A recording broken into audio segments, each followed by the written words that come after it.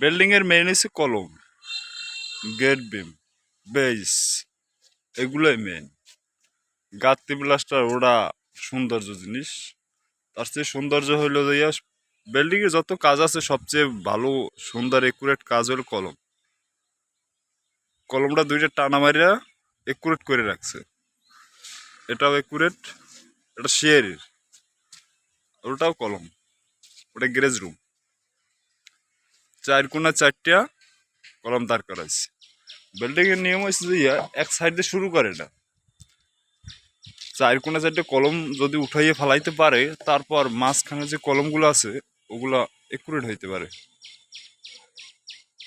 Accurate করতে গেলে অনেক টেকনিক আছে, অনেকে বুঝে না।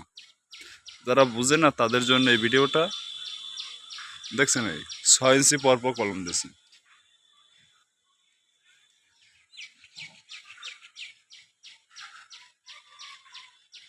কলম বান্দাটা ঋণ বানা খুব ভালো হয়েছে, টাইরিন দিচ্ছে দেখছেন, টাইরিন দিতেই হবে। টাইরিন ছাড়া কোনো কলম বানলে কলম মজবুত হয় না।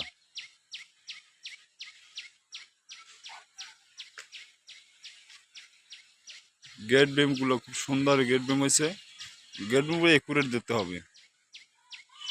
গেট বিম না দিলে কোনো বিল্ডিং মজবুতা আসে না।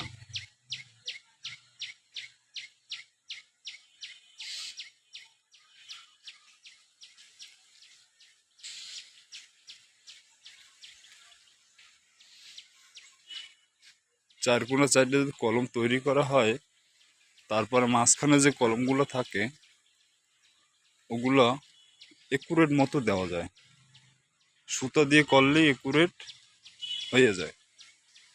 তো অনেকে বুঝে না, অনেকে একলগে 5-6টা কলম মিলিয়ে এক সাইড দিয়ে দেওয়া শুরু করে, আসলে এটা ঠিক না। 4 কোণা 4টে যদি কলম তৈরি করে, তারপর না হয় মাঝখানে কলমগুলো দিলে, সুতা দিলে সুন্দর একুরেট মতো করা যায়। এটা হইলে বিল্ডিংয়ে একটা ভালো টেকনিক। এই টেকনিকগুলো অনেকে জানে না, অনেকে জানে না।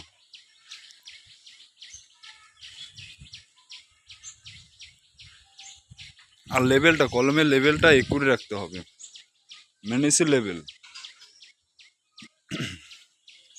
লেভেলগুলো খুব সুন্দর মতো যদি রাখতে পারে তাহলে কলম সৌন্দর্য আসে। যদি লেভেল যদি না করে, আগে কলমের লেভেল করতে হবে। লেভেল করা প্রত্যেকটা কলমে, কলম ঋণ বাঁধার আগে কলমের লেভেল দেওয়া হয়েছে, মানে একুরেট মতো কলমের লেভেল হয়। নাহলে যদি কলমের একুরেট না দেওয়া হয়, তার পরবর্তী লেভেল দেয়। অনেকে আছে যে লোয়া মারিয়া, মানে লোয়া প্যারাক দিয়া লেভেল করে, আসলে ওটা না। প্যারাক দিয়ে লেভেল এক জায়গায় গেট ডিম একটু নিচু হইতে পারে, উঁচু হইতে পারে। ছাদ কি উঁচু নিচু হবে? হবে না। এই জন্য গেট বিম দেওয়ার পর কলম যেটা থাকবে ওটা অবশ্যই ওটারে লেবেল করতে হবে। আর প্রত্যেক কলমের সময় রড ছোট বড় থাকে, অবশ্যই ওটা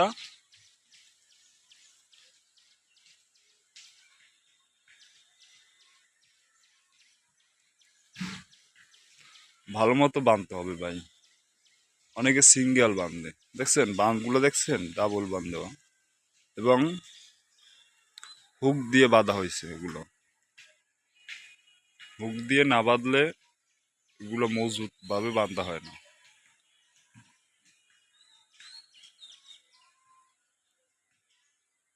অবশ্যই মজবুতভাবে বাঁধতে হবে।